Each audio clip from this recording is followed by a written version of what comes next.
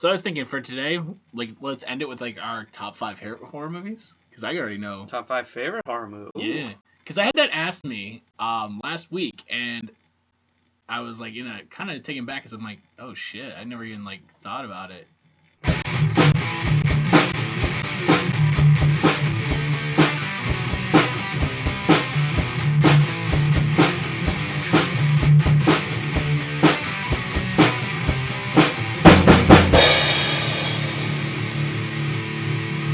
Hello, everybody, and welcome back to another episode of Jeff and Collin in the Morning. We are your hosts, Collin Peters. And Jeff Manfred. No John today again. Yeah, fuck that guy. Hence why Jeff and Collin in the morning.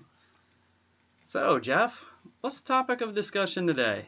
We're going back and forth with several different topics, and there's 2 that really stuck out. But this is the one I felt like it didn't involve any research. And the other one was Lily Ed and Lorraine Warren. Why don't I want to put Lauren? But combining the 2. Yeah.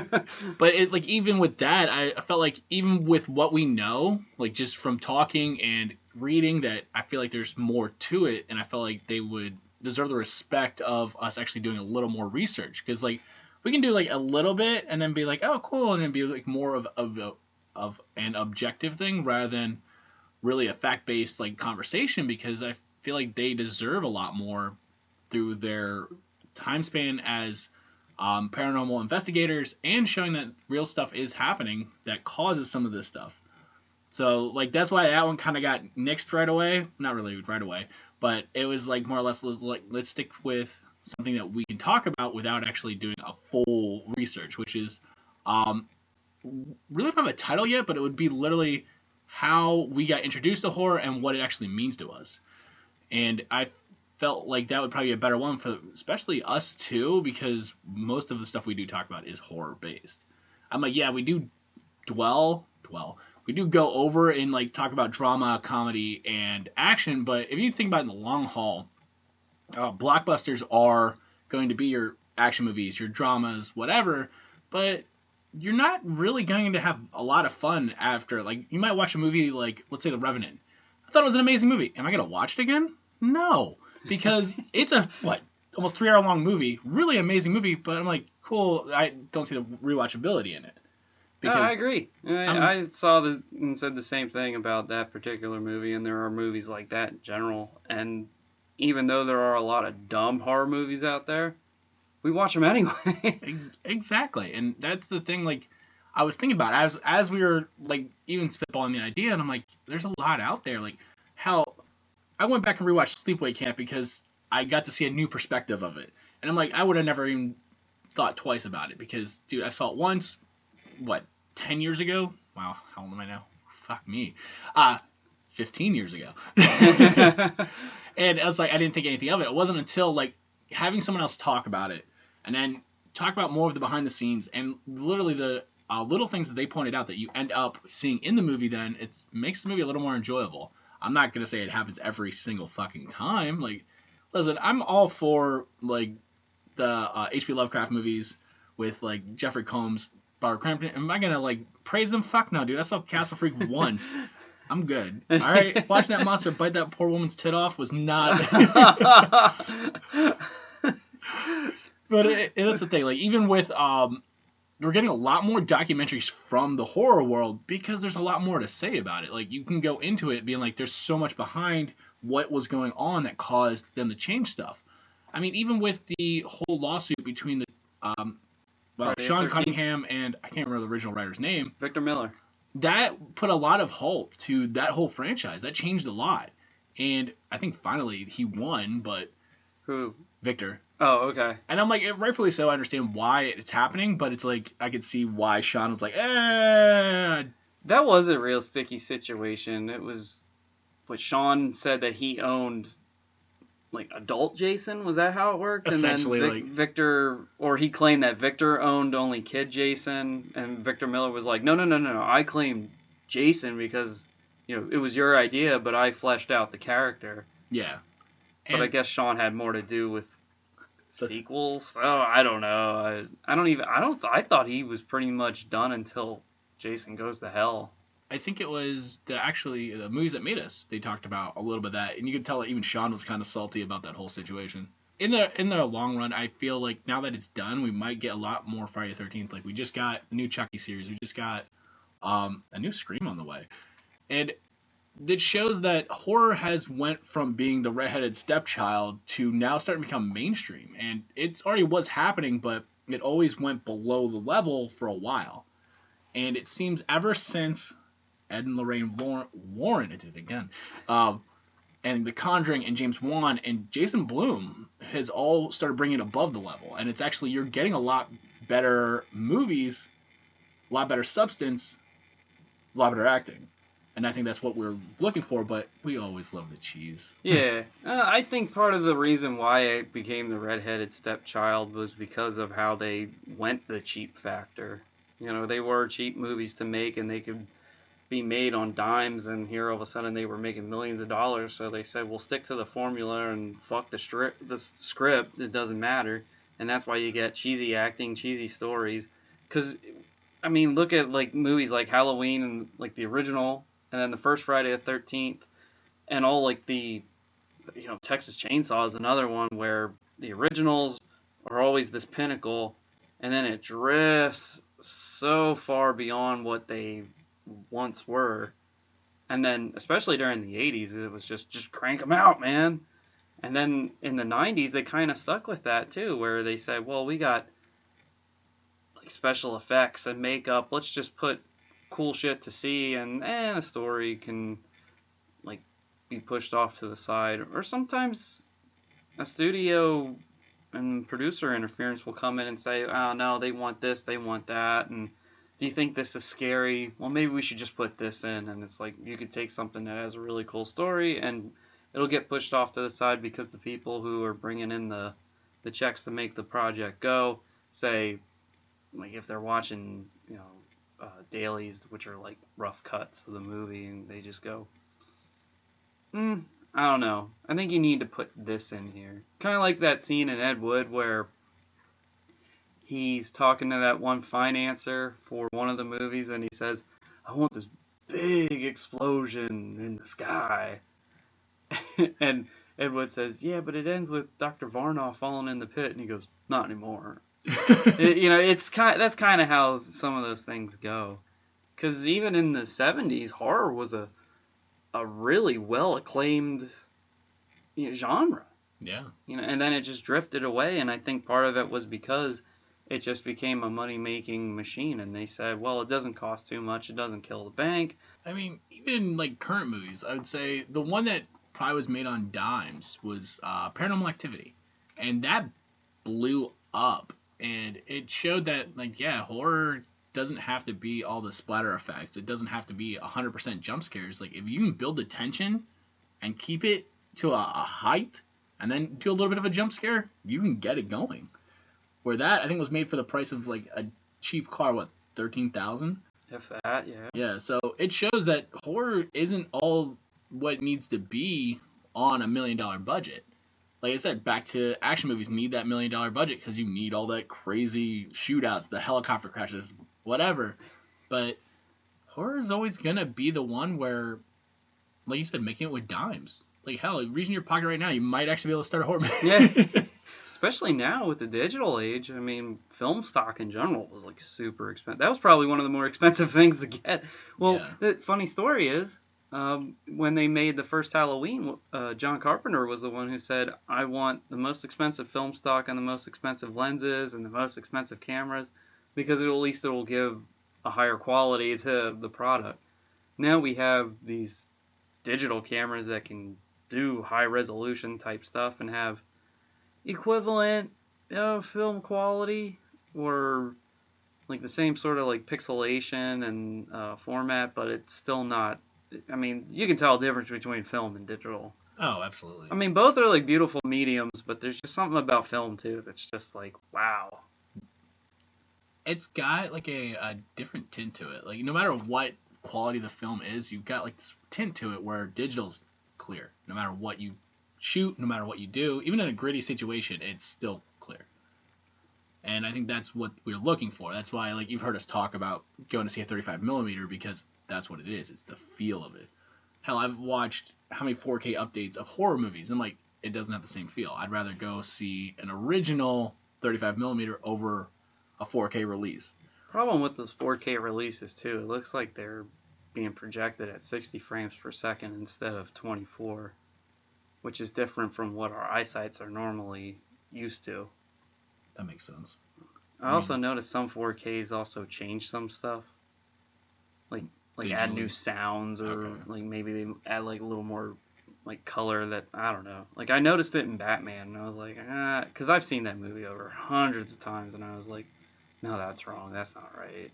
Even when Nightmare on Elm Street came out in that special Infinity edition, I was like, they like moved the soundtrack score like a second after or something, and I think they added some more blue color. Because I kept the DVD specifically because I was like, no, can't do it. That's understandable too, because like even that could fucking wreck a movie. Mm-hmm. Like you said, a second being off on a soundtrack, now you're like, there's something weird happening. Especially if it's something that you love and it's just changed so much that 1 second feels like it could just throw it all off, and you're like, wait a minute.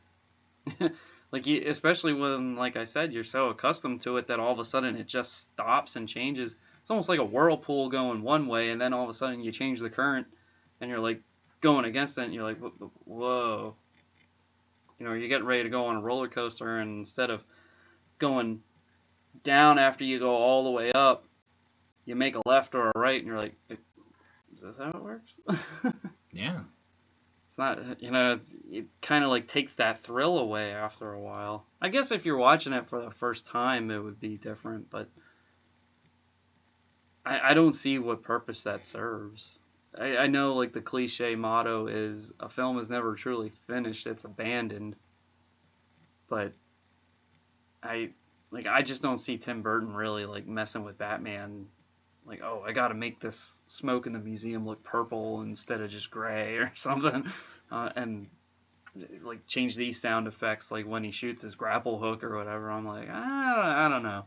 I don't know about that. I did find something very interesting out that William Friedkin said that he does not want The Exorcist shown in theaters again on film. Really? Yeah, he wants it digital. That's kind of crazy. I think I heard that on the Mahoning podcast. Okay. Where they talked about it. So if we would want to see The Exorcist up there, it would have to be digital, not.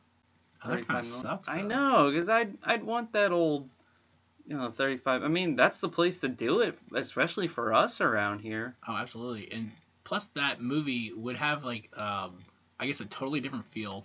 It would actually give that grittiness of, like, the situations, like the vomit, and then the priests dealing with that whole mess of crazy going on. Never mind, you're watching it on film from, was it 1973 when that movie came out? Yeah. I'd even watch the 2000 version, because I know that was still on film. Was that the extended edition? Yeah. So I always tell this one story I always laugh about. My wife does not like, see, everybody knows who she is now. She does not really deal with the amount of horror I deal with. So, like, I actually have now 24-hour bans where I can't talk horror, can't watch horror, can't do anything with horror because sometimes I go too much. And I understand, I'm like, but that's the only thing going on right now. So, like, even with the whole COVID thing going, we all got more horror than we probably needed. I mean, like, somehow it fucking just blew up. And I'm trying to catch up on everything. And I'm like, when you're doing 3 movies a week where it's brand new, it's hard to fucking keep up. So now it's like, hell, I can barely even watch one movie in one day. It's like, well, fuck, now it's going over like 2-3 days where I'm watching the same movie. Might be like 45 minutes at a shot, might be 20 minutes at a shot. Here we go. She actually really loves The Exorcist, to the point, like, when she used to drink, she would get drunk and want to watch it because that's how fucking amazing that movie is. And she grew up Catholic, really religious, and I'm like, it always makes me laugh because that movie right there, nobody should watch if they're that religious. Yeah. Well, it's funny because Exorcist, I didn't discover until Maybe when I was in 6th grade. Wow. Like 10 or 12 or so. Yeah, it was actually one of the later ones that I started to get to know. And I didn't even really know much about possession and stuff at that time. And, like I said, I grew up being a Christian and going to Sunday school and going to church and, you know, having all the, it was weird. It was like you heard about the devil in church, but you didn't really talk about it. It was more just like what Jesus is doing for you, how he died for your sins, and like praising good and sermons and stuff like that. But I always, even at a young age, like really young, I thought, well, shouldn't we know more about this? And I remember going to catechism class, and we just like the minister just talked on the topic of the devil, and he said we don't know much about him, and that's it. And I'm like, so what's the point of Revelations, and how comes there are these Satanist occults, like I was asking all these questions, like, and it all just got like sidestepped, and I'm like, look, I'm not trying to promote the devil or Satanism here, but I'm just trying to like bring some light into the situation and get a better understanding. And I figured you'd be the guy to talk to about this, and here it's like, nope. It seems like a very touchy subject, even for some priests. Yeah. And it's weird because that's the one thing they want us to fight against, the one thing they warn us about. And not it's that, and horror is a lot like that, where it's the good versus evil. And we got to remember that in horror, it's usually a very evil dark force is pretty much the star of the movie and is just wreaking havoc throughout that hour and a half, 2 hour mark. And we always want good, happy endings, blah blah blah blah, but that's not life. And everybody says, "Oh, I don't want to be around that. I don't want to see this evil. I don't want none of." But it's like, so what are you gonna do when that situation occurs? Like, what are you gonna do if you can't handle fear? And I know it's not for everybody. It's just like how everybody can't be a doctor or a lawyer or even a soldier. It's not for everybody, and I understand that. But especially this day and age, so many people just want to hold you back and censor you and say, "Oh no, we gotta shelter this and that, and you can't see any of this shit." And swearing words are, you're gonna go to hell and all this weird, wild stuff. And and what people don't realize is there's a lot of horror behind the scenes in life that we don't really know, or we don't really want to even think about, because some shit is just so far-fetched out there. So it's essentially the same concept as every Scooby-Doo mystery. It is every villain, every monster is eventually going to be human. Mm-hmm. I mean, if you take a look at the show, is the Haunting on Hill House, or the House on Haunting Hill, whatever, very similar name. They showed a lot of horrors dealing with the family drama and people that the ghosts weren't even the main part of that series. No, they weren't. And it showed that the real life can be scarier than anything that happens in a horror movie. And it seems like horror is the one where they can show that. They can bring out the real monsters.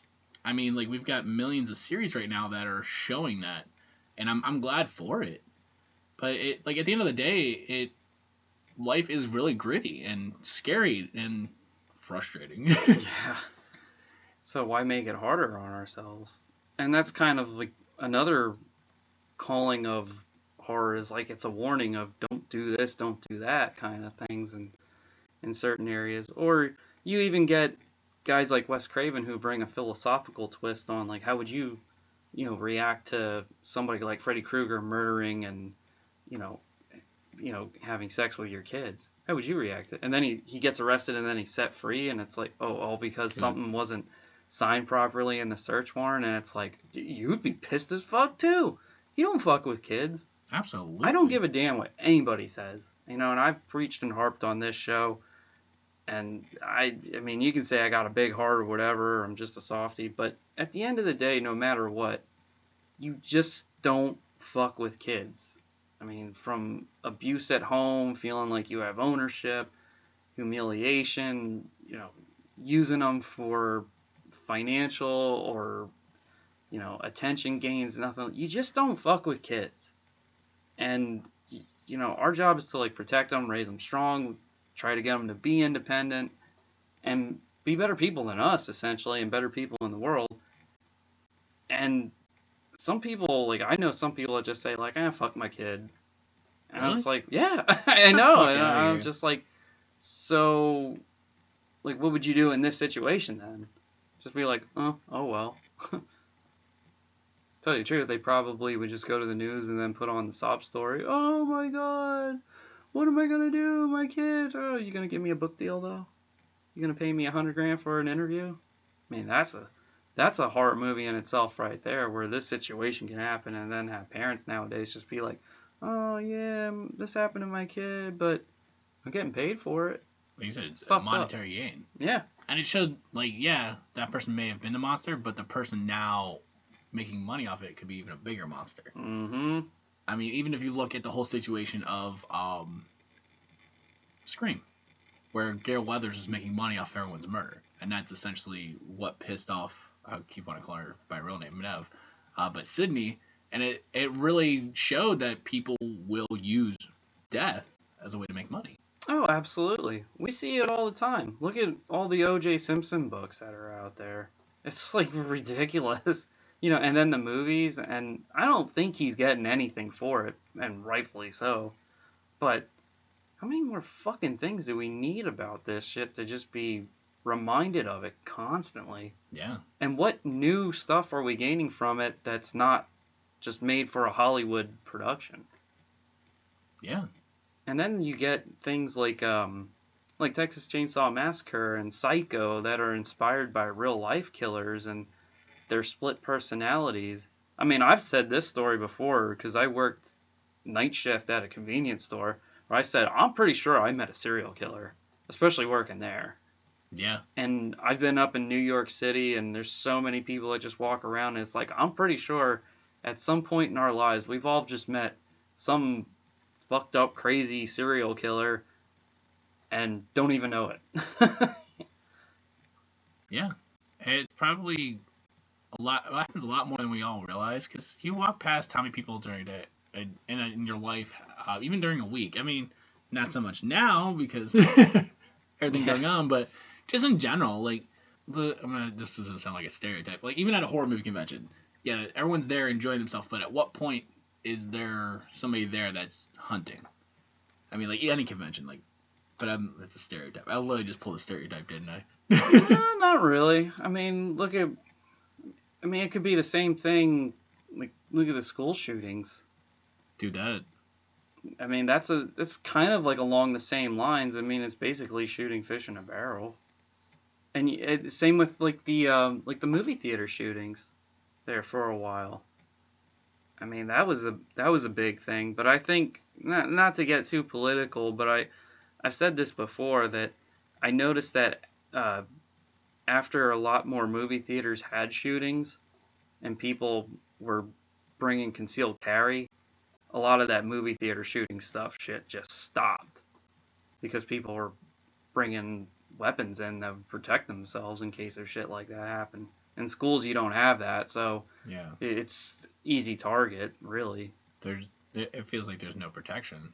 You and I ran with a different crowd where we got along with everybody, but we saw both sides of the fence where people were bullied and the people who did the bullying, and it's like, yo, and you see how people get upset, and it's like, yo, this is what could potentially turn somebody into a monster too. Yeah. And it's like, where exactly is that? I mean, you see it more in like Disney and Nickelodeon kids movies, and they turn it into this like Cinderella story where, oh, they just get back at them, and like the most prolific one, like, movie as far as I can think of where school bullying like really gets its comeuppance is probably Carrie. Oh yeah.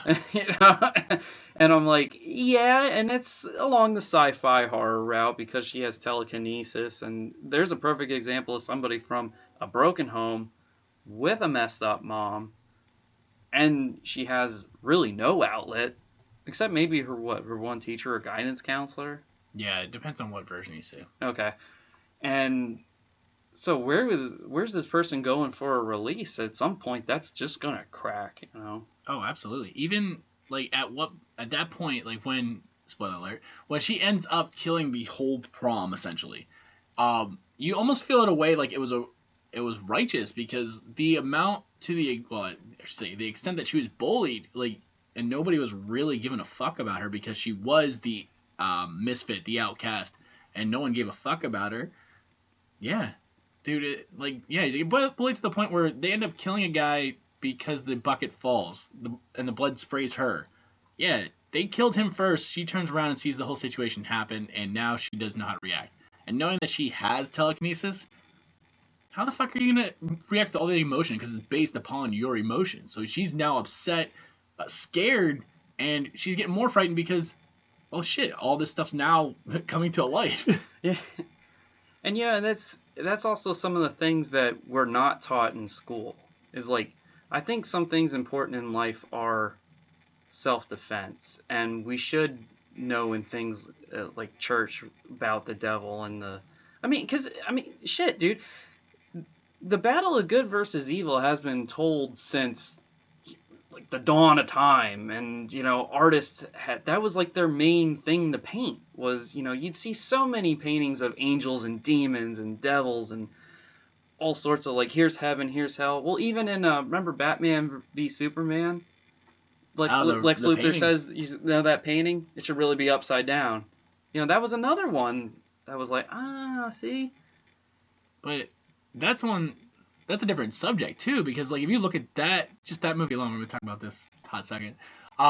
Everyone hated that movie because of like there was a lot more of a message to it, and it made less sense because of a studio messing it up. Because you can't put out a movie and you're missing 45 minutes, half hour to 45 minutes that shows what happened, and then a theatrical release that shows that they're talking about this half hour that never happened, and it could wreck a movie. That's what you said about literally a studio messing it up. I've defended this movie. I still defend this movie. But there's a bigger message to it that people are monsters. And the monsters aren't always going to be something from above, but it could be right here in front of us. Where Lex Luthor was playing that monster to an extent. Where, yeah, Doomsday became a monster because of the real monster. Which was the human. Yeah. Look at X-Men. My gosh, yeah. That's another, that's really getting into the political bias of, like, who's good, who's bad. Oh, they're all bad. But yet, when they needed a weapon, it was like, oh, hey, bring them in. Yeah. And good versus evil. Yep, exactly. And here the humans are the monsters. And only the rational people can just sit down and talk without choosing sides, because nowadays it is like life is like a football team, like my football team's better than yours. No, it's not. You guys don't play football. I'm over here gonna play hockey. Yeah. Fuck. But like, when you were talking about bullying, earliest extent of what I saw, like newest I should say, is actually that Chucky series I mentioned. It essentially to me is the biggest anti-bullying ad I've ever seen, because the first 5 episodes, probably 4, are dealing with the fact that Chucky is trying to manipulate the main character. The main character is getting so bullied to the extent that he wants to kill the bullier. And Chucky is using this anger as a vessel to do his bidding. So right there, so when that whole story arc kind of ends, I'm sitting there going, I've never even thought about it like that. Because why? And even the girl, when he actually admits that he was sending Chucky to kill her, she's like, why would you do that? He goes, you know why. You bullied me to this extent. And I'm like, yeah, it makes sense. Mm-hmm. But it's like, you don't see that often. It's like you said, Disney waters it down, all of a sudden happy ending, but you sometimes don't get that happy ending. No, you don't. And nobody sees that message that gets clear, because it's like you said, it's got to be Disney, it's got to be happy, it's got to be, oh, see, everything's gonna be okay. And it's like, no, you turn on the news, then you're like, holy shit, this is some sad stuff going on here.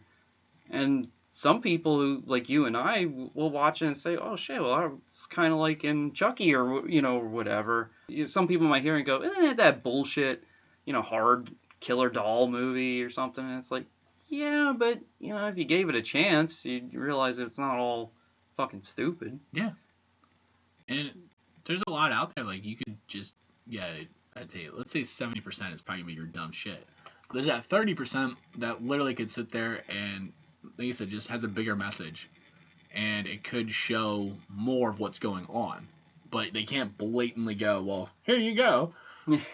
Where, like, once again, action movies can do that. They can be like, oh, well, this situation's happening. This is why it's happening, because of the political playground. So let's take, like, Olympus Has Fallen. Same thing. Same concept of what was happening at the time. The movie was based upon the time. Where horror movies can do it, but it has to be a lot more subtle. And they're like, all right, so we're going to use this imagery for whatever's happening, but it's got to play out this way. So it's almost like a weird game of chess. It is, in a way. It is a battle of good versus evil at the end of the day, and we all struggle with that. We all struggle with it internally as well. And that's where, and some people get picked on for, like, seeing a psychiatrist or whatever, and that's why we need sometimes, like, these harsher art projects to say, it's okay. Because some people are just like, oh, you're seeing a shrink.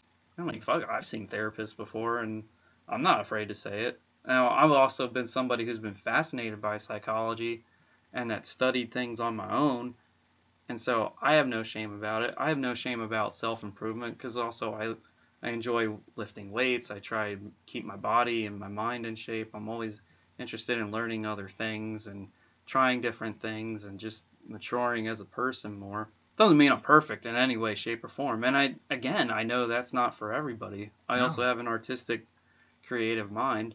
Not everybody else has an artistic, creative mind. Like during COVID, I was like, oh, I can just be in my house and just do stuff and I'll be totally fine. Other people are going stir crazy and are like, oh man, where's the bar? And I'm like, I could draw, play my guitar, or we're talking podcasts and doing Skype and Zooms and all that other sort of stuff. So, and that's not for everybody, and I get that. And can that stuff make people crazy? Yeah, I mean, The Shining. Look at that. I was fine the first year of the whole quarantine. It was the second year when it started hitting. I was actually getting a little depressed because there's nothing to do. Yeah. I'm like, I could do. We were doing so much, and I was happy for it. It was just like I was missing the experiences. So like we were able to do like the drive-in. We were able to do little things, but it wasn't like we could go out. Like now, I think I overdid 2021. Like I admitted that to my wife. I was just like, I think I overdid it. We did, I think, 5 horror movie conventions. It was a lot. And I'm like sitting there going, even at the last one, I'm sitting there like, yeah, it's been a lot. Yeah, I know you and I talked about that recently, and we were like, yeah, but it was fun. Yeah, and that's what it was. It was an experience. We got out. We were able to get out. I was like, I feel like I made up for 2020 with 2021, even though we weren't able to do anything until, what, May? Like April or May. I'm trying to remember the first one we went to. Yeah, it was around that time. Even Mahoning was around that time frame, too. Well, it had to be because the weather had to get warmer. Yeah. And it took a little bit of a toll, but then I got better. Like, honestly, it's going to sound weird. I'm not really religious anymore as I was. I still believe there's something up there, but it was actually a devotional by Jake Lurs, the lead singer of August Burns Red. He was saying, like, it's not about the message. It's about more or less the experiences that will give a message. So it's like 10 or 15 of them, and it's called The Mountains. So because the mountains are always good, but the valleys are really low. So it helped me get through a lot of it. No, I get that, and I think that's really good that you still have a belief in what's going on, because I think no matter what, to like fully just dismiss religion after it's been around since ever. If you choose not to, I'm not gonna force it on anybody. I mean, I definitely believe in God, and I definitely believe that there's something bad, because I think there has to be, really. Yeah. And that's what's kind of fascinated me to this pull of horror, because it was different from the Disney stuff. It's like I grew up with that. I saw it, everything was happy and it was fun. But then when horror came around and I saw these unique stories that were just balls to the wall, in your face, and gave you like images that you couldn't see in movies that you thought couldn't be realistic or pulled off. And that's the thing that got me even more, was not just the stories but also the special effects. Hearing about the alien egg from Alien attaching to the face, and then how it comes to adult form, seeing Johnny Depp get sucked into the bed in Nightmare on Elm Street. Dude, that fucks up everybody. I don't care. I know, right? Well, even the Tina scene, it's like, what's going on here? You know, she's spinning around in her room, and then she's being dragged, and it's like, why is she being dragged? Yeah. But yet, it's almost insult to injury, and then you see that Freddy Krueger's a sick fuck. Yeah. You know, the special effects deaths in Friday the 13th, and especially when you're young, you're more naive to feeling for characters. Even the older you get, you're like, you know, you get used to the horror, like, show me the deaths, you know? Yeah. But yet you were kind of like, oh man, that guy died?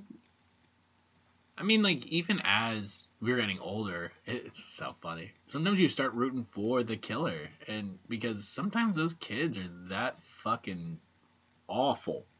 Well, I remember I blew some minds when I said, you know, do you guys ever think that like Jason's not really a bad guy? And they were like, what are you talking about? And I said, yo, he was a deformed kid who was picked on by kids and camp counselors, even though they don't really go into it because the sequels like totally deterred it. But when you get more into the backstory through more the first movie, Freddy vs. Jason had it. They actually showed a lot more than I expected. And there are some other little scattered parts here and there, and other scattered stories. But I'd be pissed too. It's that Carrie syndrome again. Yeah. And there's an element of supernatural, but there is a message that, you know, just because he had a deformity or whatever else he might have had, like, we don't know, maybe he couldn't talk. Oh, Crystal Lake Memories was another one that went in depth with it, because that documentary explained more. And people are like, it doesn't justify him killing everybody, but it definitely makes it more understandable. And then on top of it, the only person who probably loved him was his mom, and then she dies. I mean, yeah, she went batshit crazy, but hey, she loved him. It was probably the only love he ever felt, and he liked it. I think they also explained that he saw it. He saw her get decapitated because he was obviously in the lake. So, like, that being the last, I would say, anchor to this world is probably essentially what made him into that monster. So, with him seeing that, literally put him over the edge. So, being bullied to death, bullied to death, and then watching the only thing that you loved, the only thing that loved you, die almost essentially in front of you, that would make you go crazy. Mm-hmm. And then over time, it just became, that's what it was. This is what I do. I'm already doing this for her. Hence the whole kill mom. With the way actors are nowadays, and when they start playing characters like a Norman Bates, or they want to say, I'm playing this realistic serial killer, they go back and do research on guys like Ed Gein or Ted Bundy, and they talk about how their faces are just blank, and how they can manipulate people, like how Ted Bundy was like so charming on the outside and witty and funny, or John Wayne Gacy was another perfect example of, he did all this shit for like kids and charities and all that, but then, man, when you went in his house, it was like Silence of the Lambs Buffalo Bill shit. It was almost like essentially yin and yang. Like, you had a spider with a web. You needed to get your prey to you. And at the end of the day, they said that the shit that they still did, like what Gacy did, was good cause type stuff. So it's kind of like nothing justifies any sort of forgiveness for what he did at all, but you're kind of like at the same time going, but this guy also did good shit out of like the goodness of his heart. It's like, what the fuck? Maybe it wasn't the goodness. Maybe he felt like he did something bad. Now he's got to do something good. Yeah, maybe. I mean, I never psychoanalyze them, so, and I'm not a professional with it. But just think about that. There is this yin and yang where there was a movie I think called The Third Man, and I believe it was Peter Lorre, but we didn't know until the very end that he was the killer. Okay. There was this killer, and I think he was killing kids in it. It was this old black and white movie, and I have to give it another chance because when I first saw it, I was like, what am I watching? And what a fucking scumbag. And he's explaining that he couldn't control himself. And then at the very end of the movie, they say, well, we're not going to execute him. And the parents and everybody are like, what? What do you mean you're not going to execute him? And they said he's got mental health issues. He can't. That doesn't mean he's fully a bad person. And it's like, whoa, what? Yeah. But maybe that's true. Maybe that is what's going through some minds. And I think we need movies in some way, shape, or form to tell that and explain horrors like that to people that, yeah, this isn't all just you're all bad, but there is something seriously wrong that it kind of like that line Marilyn Manson had about the kids in Columbine when they said they were listening to Marilyn Manson and they talked to him and said, what would you say to the boys if you had a chance to talk to them? And he said, I wouldn't have said anything. I would have listened. And that was the problem. Nobody listened to him. And that's a big problem with a lot of things now. And a lot of people just still live in that, like, oh, happy-go-lucky bubble. And I'm like, yeah, but you have to take the yin with the yang, you know. Sometimes you have to learn how to take that bad and turn it into a good. And I think it's up to us at least to say, you know, I can't do anything about it, but maybe somebody else could. Do you know anybody? Blah, blah, blah, blah. A lot of times it's like, not my problem. I mean, and there are things where you, like they say, pick and choose your battles if, you know, if you're tired or if it's just on the same situations, just on repeat, and you're like, okay, enough of this. And you just say, hey, I'm done. But there's a lot more to life than just this happy-go-lucky Disney, Nickelodeon type stuff that everybody wants. And I get it. I mean, I don't want anything bad happening in the world, but we know martial arts, we know weapons trainings and all this other stuff to protect us against this. And when it comes to supernatural elements, that seems like it's so far beyond our realm. And that's another thing that makes horror movies interesting is because it's usually good people who triumph over evil succumb to a supernatural degree as well. It's like part of me says maybe a reason why someone like Jason is the way he is because there was some good there. And then once everything just went to shit, evil just succumbed him, and you know, it's this like good and evil inside that just keeps him going. Because he still thinks of himself as human, but really evil's just saying, no, you can do this because we're letting you. And evil biddings are, you know, like they say about demons always attaching to weak and fearful and prey. It's like that probably could have been him at one point, especially when you're in a lake drowning. I mean, I'm sure you're fearing for your life, and most of the time we're praying to God, you know, hey, can you get me out of a situation like this? And, you know, something evil could have easily attached to him. Oh, absolutely.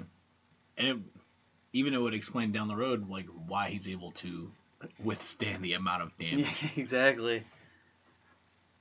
I mean, like, even if you look at it, any of the slasher films, the fact, obviously, Freddy is the demon, but even Michael has the same concept. Like, he actually wasn't from, we don't really know much of his background unless you look at the Rob Zombie one, but...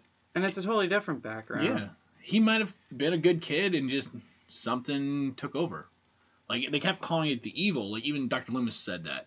And, sorry, I just thought of Halloween Kills evil today. Oh, my God, sorry. But that's what it was. It could have been something more sinister involved, like, attached itself to him. And now it's in control. And even when he was in the mental institute, it wasn't letting him go. So, there could be more to it.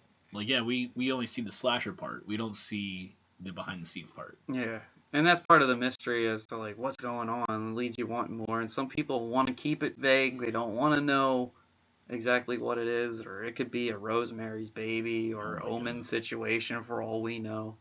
Or like you said, he could have just been a kid and then all of a sudden it just hit, you know?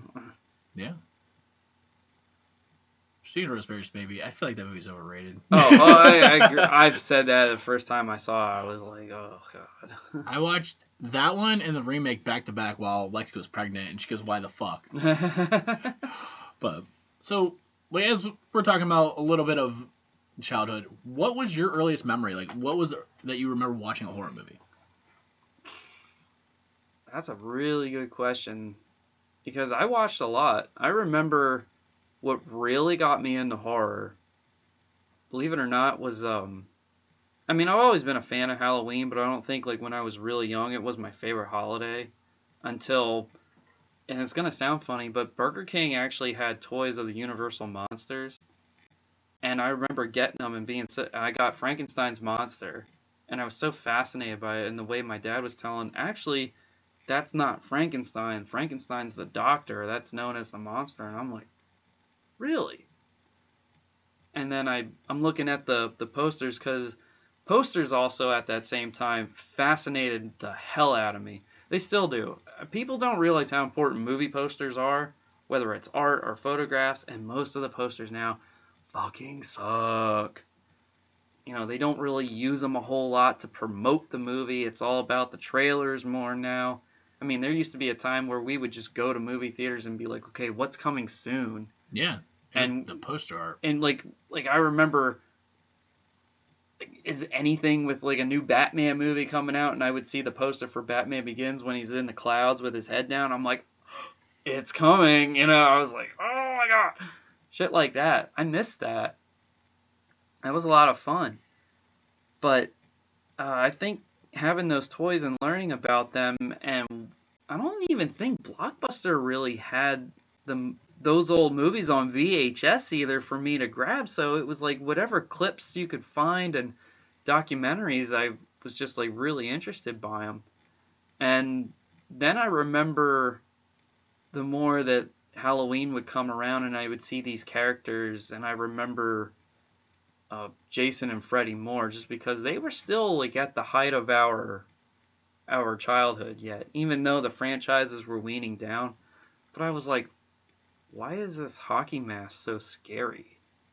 Yeah. And I would ask my mom and dad, and they'd say, like, oh, this is the reason why.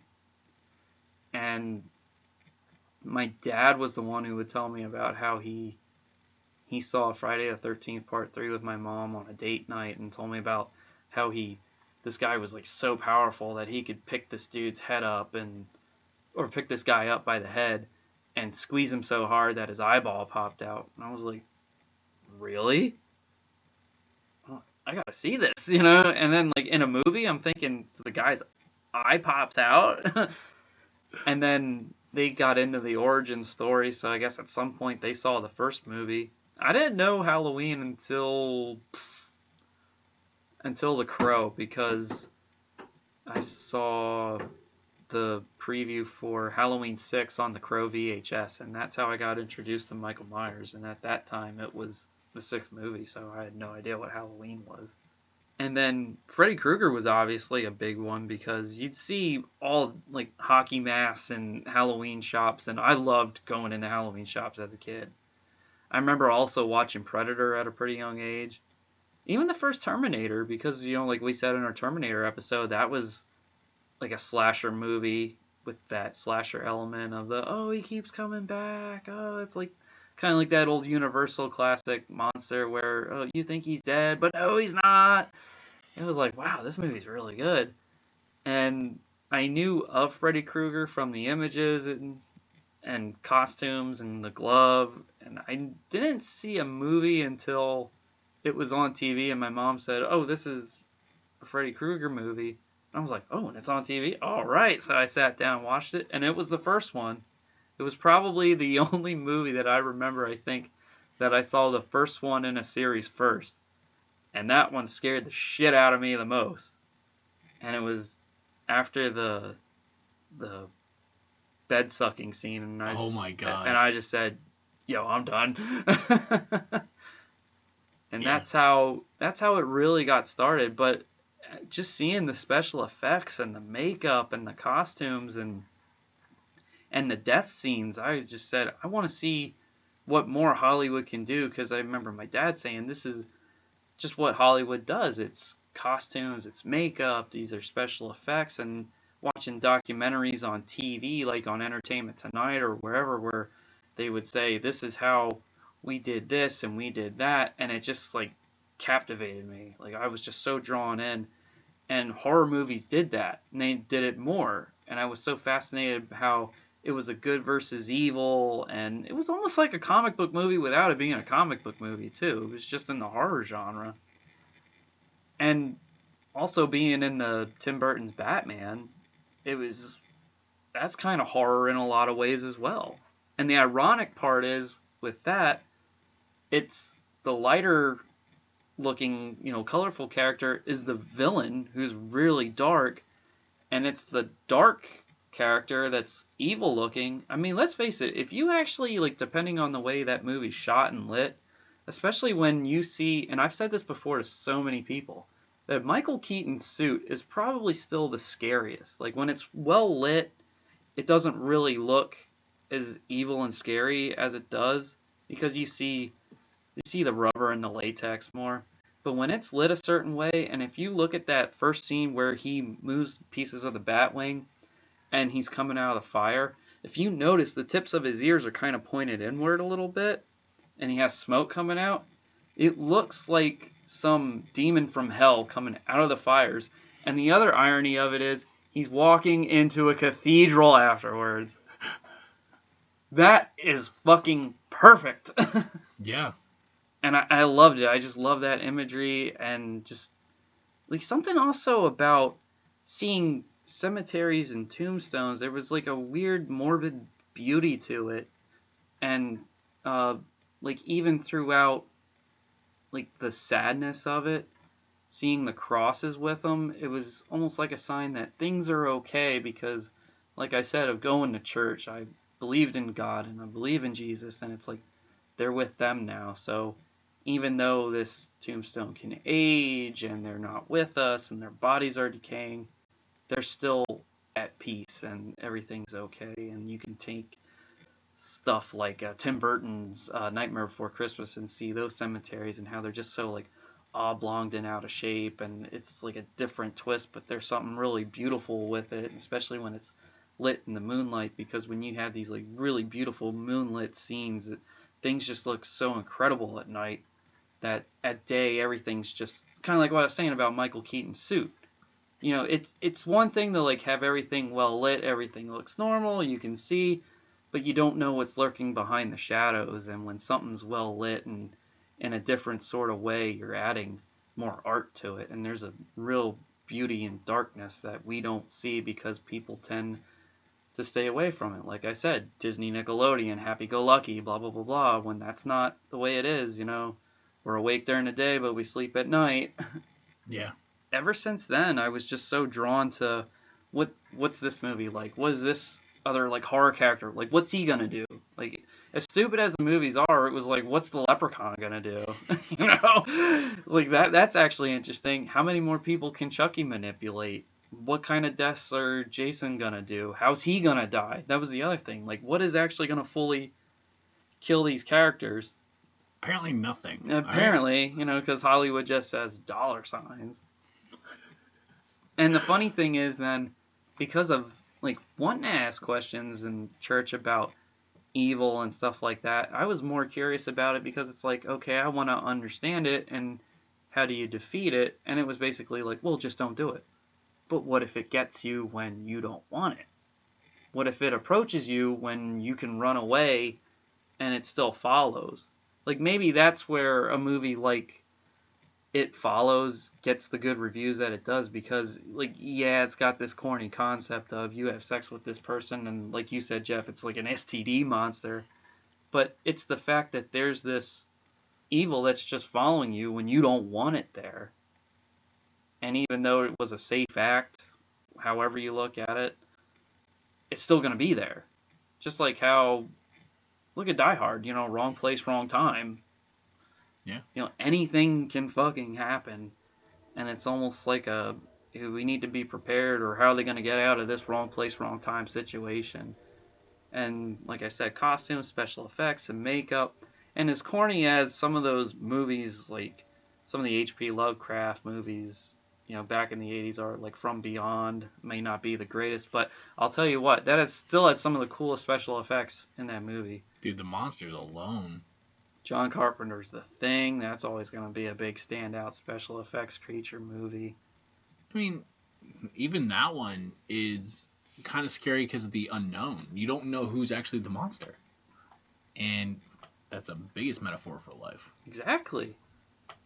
It really is, and that's the kind of stuff that makes you think. And then I remember being ahead of the curve when I would say things like that in class, and other people just wouldn't get it, or they think you're corny or stupid.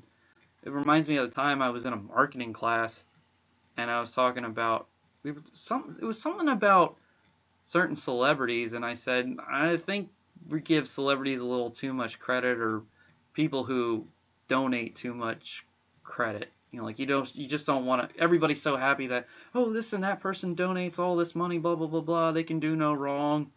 Like Cochran and Silver Shamrock. They're all so happy, blah blah blah, but really he's a maniacal fuck behind the scenes. Yeah. And there was the story of John DuPont, and they made that movie Foxcatcher where Steve Carell played him, and he was big in the, I think, Olympic wrestling and wanting to coach Olympic wrestlers. And here he wound up killing one of the Olympic wrestling brothers. Oh, wow. And he had this gymnasium named after him at a college, and he donated money to schools and stuff. And then after that, they were like, it's another eye opener, and it's like, oh. And then after that, I just got so hooked in the what is the supernatural, what is the unknown. Because my mom and dad definitely weren't into that. They were busy raising 3 kids and struggling with each other, so I had to deal with that and life in general. And then I just did my own research, and it was like, okay, let's see what this movie does and that movie does. And Hollywood then got away from it because that shit wasn't selling then after a while, and if there were special effects, they were all CGI, and they looked absolutely horrible, so I couldn't watch or get into them at that point. And then I would say Scream helped because it was grounded in reality. It was murder mystery. People are really into murder mystery stories. Yeah. Serial killer stories, too. And I'd probably say more recently the Conjuring movies, where they don't fully go into CGI to help them out with everything, but they have interesting stories to them. Even though you can kind of tell like what is the main core of what Ed and Lorraine actually did and went through versus what's all Hollywood. Yeah, that's understandable. But yeah, I have to say from the Universal monster stories, like the toys that I got from Burger King, going into the Halloween shops as a kid, and then wanting to know who's this, who's that, like how do you stop the Wolf Man, and how do you stop a vampire, all that sort of stuff, and seeing how, like even in elementary school where you could take things like Dracula, and I was that kind of kid that would, there's no blood on him, but I would draw blood on the fangs or whatever, and it's like, what are you doing? Like, well, he's Dracula, this is what he does. You little fucker. Yeah. It's like, that's what I do. Yeah, and then just trying to watch the movies whenever I got a chance and seeing the good ones first. Although I think the first Friday the 13th movie I saw was Part 8. And even though it's not a good movie, it's still a guilty pleasure for me. I mean, it's a fun movie. Yeah. I think it was because it was like the first Jason movie that I really saw, and I said, oh, okay. Yeah. Trying to think if there was anything else that was... I mean, ever since then, I was just hooked on it. It got me at a young age, and also hearing my cousins talk about horror, because they knew more about the series, too, and I listened to them so much, because my mom and dad didn't. They touched on it, but because they were older and saw the whole series, or as many as they could at that time. They were the ones telling me like, oh yeah, well this happened in Nightmare 3, and like I said, my cousin Jeremiah telling the story about Jason Goes to Hell, but it was only the cool stuff about how Jason needed the niece to kill him, and that she does, and it sounded so much better, and it was so funny because he was telling me the story by a campfire yet, Oh my gosh. and I could almost like picture it, like the campfire was like it was in my yard, but we were so far away that it wasn't gonna be a hazard or anything, but all I could see was like where my house was, that the shit he was saying, like the daughter or the niece was fighting Jason, I could see it at my house. Like she throws him out of the window or something and stabs him, and he goes down. And then he said, and Freddy's hand pops up and grabs the mask and takes it to hell. I was almost like visualizing it in my yard, and I was just like, this sounds so fucking cool. That was cool. The movie wasn't. No. It's more the experience at that point. Exactly. But I mean, but even just listen to like how there was a story there, obviously because it captivated me, and that was a real interesting part. And like I said, it was something was there, and I just kept on thinking, man, like I loved it. And then Goosebump books came out, and that was another thing. The show came out. Are You Afraid of the Dark was another thing that came out. There was like still this like slew of horror stuff. Nightmare Before Christmas, even though it was technically a Christmas movie, but I was just so drawn to that sort of stuff, and I can't really explain it other than I was just so fascinated by this good versus evil and how a supernatural element can try to attack you and take you, and you're mortal and you're human, and you basically have nowhere to run or nowhere to go. And about as sci-fi as I got with horror was Alien. I mean, even that had a lot of horror elements to it. Oh, easily. Even had the final girl. Mm-hmm. First Alien was really Jaws in space. Yeah. And then Aliens, when that progressed, and you had the Marine. So it's like, so you have some badasses fighting, you had men and women fighting, and then you had a new layer to the story with the Queen, and then you had multiple eggs, instead of just one. And I'm like, yo, like this shit is fucking wild. And then you get movies like, not that they're bad, but movies like Forrest Gump and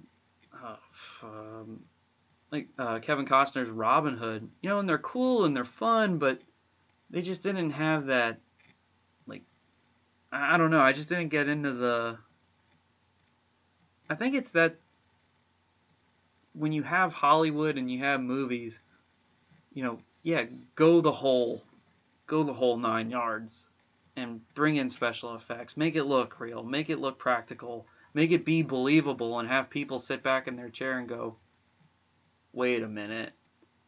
And I think we're also conditioned to the point where, in a lot of ways, religion has faded through a lot of people's views because so many people push science on everybody, which I understand, but I think there's just too much out there for me personally not to believe that there isn't anything out there.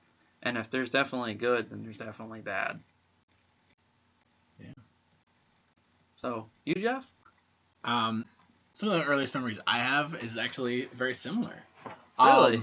I remember I was actually living in Florida at the time. My dad was actually watching the original Frankenstein on TV, and I felt like I asked a million fucking questions, because, like, it came in right towards the end where Frankenstein's going after the monster at the windmill, and you're seeing everything happen, and I literally was, like, so enthralled with this creature that everyone's afraid of, and he was giant, and I just started asking a million questions, because, like, at that moment, I think that's where I got hooked.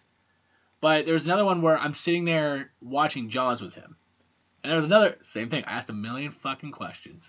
But that's what it is. It's almost like the word of mouth is what brought us. Like, I'm gonna say this because, like, if you look at all the shows, like you mentioned 2 of them. So, like, you talk about Are You Afraid of the Dark and Goosebumps. It conditioned 90s kids to be horror fans. Even bringing in Scream. I mean, it wasn't until we were moving up here that I really got introduced to Freddy. I was already introduced to Jason through church. We were staying in Indiana with my uncle, and we were at my grandmother's, and she let us choose movies at Blockbuster. This is how old everything is right now. My oldest sister is, I think, 7 years older than me, so she already knew what was happening, but she was introducing Nightmare on Elm Street to me and my other sister. And we ended up spending that whole summer watching just horror movies at my grandmother's house. And it was that's when I initially got hooked to horror, was that summer. So I was, I think, 8 at the time. So yeah, around 8 was when I was essentially hooked into horror because of the what if this creature's real. But I also realized that it fucked me up. Yeah. So like when Scream came out, finding out that these monsters are real, I was afraid of Ghostface because it's a real person. I got afraid of Freddy in New Nightmare. Like, I had nightmares of that. I still get nightmares every now and again. I'm not gonna freak out like I did, but and like even as I remember watching Evil Dead for the first time, that fucks anybody up because of the amount of crazy that is happening in that movie. But you watch the next day, it's straight cheesy, but it's like it still holds.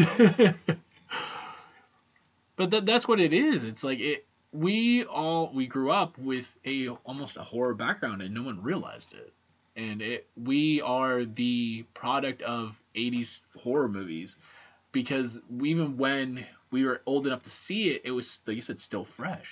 So most of those movies that came out in like 80 to 89 were just now getting VHS releases when early to mid 90s, where we're able to now watch it. HBO was a big thing. We got to see a lot more on HBO than we probably should have. But being latchkey kids, we ended up seeing a lot more than we probably should have. But we turned out fine, and that was the thing. Like, everyone blames movies. No, it's just you really gotta know the difference between right and wrong. But that right there is like those two memories, actually technically 3 memories, are what actually stick out. That actually, I think, it cemented my love for horror, was because it was the million fucking questions, and then getting introduced to that multiple movies have sequels, and then seeing the sequel. Yeah. And then it was the actual fear I got when I was younger. I think I always look for that fear. You don't get it often. I think the last time I actually felt it, like the tenseness of it, was in The Conjuring 2 with Valak. And it was fucking like tense. Like, you're in a movie theater, you're feeling it like tense. I can feel Lexi's arm like gripping my arm. Like, I actually gripped this. I'm like, dude, this is tense. But it showed like it was more to it. And then as we got older, like, I remember living in that shitty apartment, one room apartment, watching Never Sleep Again, and we watched that documentary a million times. Oh my god, yeah. Dude, 4.5 hours long, and we watched it a lot because there was so much information being thrown at you. So, like, even with that one, you're sitting there just like, oh my god, there's so much going on, blah blah. And then when we got Crystal Lake Memories, dude, add another 8. that one takes like 2 or 3 days to watch after a while. Like, even now, I'll still watch it because I just enjoy the stories that they have to tell. Even In Search of Darkness, I enjoy the stories that they got the people to talk about, like what these movies meant to these people. Now, as I bring up In Search of Darkness, I joke around all the time with that because it has now become like that old demo disc for the PlayStation that I've now got introduced to new movies I've never even heard of. Granted, I'm not gonna say like, yo, go watch these fucking movies, but the one I laugh at the most is when they started talking about that movie Alligator. And then I told you guys about this fucking movie. I think I even said that. Got a 4K release. Yeah, I was gonna say that too. But watching Chris Jericho and Corey Taylor talk about this movie made me want to watch it. It wasn't until I started watching some clips and I'm sitting going, I could see why they're talking about it, but I'm like, I'm not gonna. I think you and John ended up watching it. The one time I'm like, I'm good, and you two are like, yo. And then, like, even now, as I'm older, I watch. Like I said, I admit it. I watch a lot of horror, but it's not because it's like I'm looking for something new. It's because at this point, everything's gonna be the same. So you showed me that movie, was it Deep House, with the haunted house underwater? Yes. I watched it. And I was so bored to the point that I was about to shut it off because it's the same thing. But it was cool concept, cool imagery. I was gonna say, wasn't the poster cool though? The poster was cool. Yeah. It was like the 45-minute mark. So the movie's an hour and a half long. 45 minutes is when everything starts to happen. I go, the build-up was too long for what the payoff really was. But like I said, that's another problem. Such another problem. If I could, I'd probably own every horror app that's out there. But as I read into them, I look to see what they actually have compared to like who's gonna do something. So the only one I end up just having is Shudder because they're actually constantly pumping out new stuff. They have shows, they have everything, and even they do weekly drops. So it's like you're getting at least 3 new movies a week, and they actually do shows weekly. So I was like, cool. I've seen some shit, man. I know you have. That app alone is probably why I got in trouble. But that also, I never understood Italian horror. That wasn't until I watched Italian horror. And I actually fell in love with it almost instantly because it has a realism to it. Yes, it might be over the top bloody, but it deals with real subjects. So like the whole it's a detective story, but really gory with it. And I now understand why there was a love for it. I can understand why that people were kind of especially as an American film audience. Oh, in America, it's totally saturated anymore. I mean, and now with this woke culture stuff, I think we need more studios or new people to just come in and say, fuck it, we're just gonna make something, and if it offends you, then don't watch it. I mean, we've had that for years, for generations. That if you don't fuck, they made such a big deal about Married with Children, and people said, if you don't like it, then don't watch it. Yeah. I mean, we're a generation of people that grew up on South Park and Beavis and Butthead. How the fuck? I know. Even now, South Park is still putting stuff out. They're making fun of the fact that we are this culture, we are this generation. And I'm like, you guys, they're still making stuff because it almost is the fact that it is true. And dealing with pop culture and current events is way for us to see what's actually going on. Yeah, it's a cartoon, but if you look past the cartoon part, some of it's really right to the point. Today's culture reminds me of the people in Elvira, Mistress of the Dark, that didn't understand her and wanted her dead and burned at the stake, but yet they want all this horrible stuff to happen to you if you're not what they picture you in their minds. But as soon as you throw it back in their face or get back at them, they're the most offensive. Oh my god! How am I gonna go on my life like this? And it's oh boy, here we go. And if you look at bringing up Elvira, it showed that horror hosts are really something that is amazing. And it showed that her, for what she was, she actually made a name for herself and took it higher for being a horror host. And she had a lot of points in that movie. And it's a really good movie. It is a really good movie. Honestly, even seeing the update for the anniversary, I thought was really cool. And I felt like she still can keep going. I love the fact that it took her this long to come out, but I understood why. She didn't want to wreck the Elvira brand.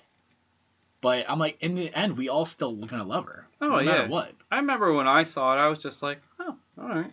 I wasn't even shocked at that point. That was the funny part. I'm like, oh. Yeah, cool. That's exactly how I felt. I was just like, oh, alright. But I understood, like you said, why she kept it a secret, because she's a male sex symbol, but yet a lot of females do look at her as this, and she's also big in the LGBTQ community, and so you knew she was going to be accepted no matter what with them. And I mean, I know for me personally, I'm like, well, I'm not going to have a chance of hooking up with her or nothing either, so I was just like, hey, live your life. Yeah, absolutely. We're all put on this planet for a reason, so people if you choose to go a route of harm and evil, which, let's face it, it's just going to be that way. I mean, the only thing we can do is protect ourselves from it. And that's really the end result, because can you change some people from it? Yeah, you can, but not everybody is. No. That's just a sad fact. I mean, I say this so many times, kind of like going back to that John DuPont story, where even celebrities, I respect and admire the talent, but as the person, We don't know. yeah, and I really don't fucking care either. I mean, there's like weird rumors about Tom Hanks and Johnny Depp, you know, and it's like I thought those were cool guys, and now I'm like, I don't know. Yeah, you can respect the body of work, just Yeah, your personal life is none of my fucking business. and and it's in sad ways. It almost kind of says like, well, if they were an influence on me, somebody will jump right down and say, well, they're a piece of shit, and it's like, well, yeah, they might be, but what they bring is totally different.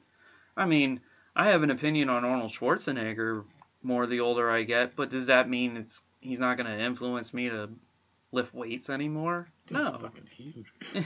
I mean, what he did for the world of bodybuilding was astronomical, and it took it to a whole nother level, and it brought weightlifting into a new spotlight. Even athletes were adopting his techniques and stuff on how to get stronger and more fit, and how to put it into like a routine to make them better athletes. Yet, never mind steroid use, but that's beyond that. You know, I'm just happy with doing me and doing better. Has some of their shit influenced me in my life? Oh, sure. You know, I don't think it's bad to take the good, and if you hear how they act, it's like, well, fuck them. You know, and if you don't want to pay to go see a movie in the theater, well, you don't have to. No. I mean, I don't go to the movie theater because somebody's solely in it. I mean, if the movie looks like shit, I'm not going. Literally, that's what we do. We talk shit about movies. Yeah. I mean, we were talking about, like, the Tim Burton episode. You know, there was a time where I was like, hell yeah, man, let's go see whatever Tim Burton's bringing to the table. And when I would see previews, I was like, I don't know. Yeah. I wouldn't go. Same with Johnny. I was like, I wouldn't just go see every Johnny Depp movie in the theater. Plus, not every movie's worth going to the theater for. I mean, even we already talked about Rob Zombie. Like, I was one of the ones that was like, yo, it's Rob Zombie, can't do wrong. And over time, I'm like, okay. Yeah. But you talk about like people influencing you. Like, bring this up one more time. The whole thing about Sleepaway Camp. There you go. That's a big influence. Actually, talking to the actress, watching Last Drive-In, it shows like that we are influenced by stuff that we watch, see, hear. Take for instance, Last Drive-In. One that introduced me to a lot of movies, and it introduced me to a lot of information, and that's what I feel like I was enjoying more, was not just the movie, it was the information.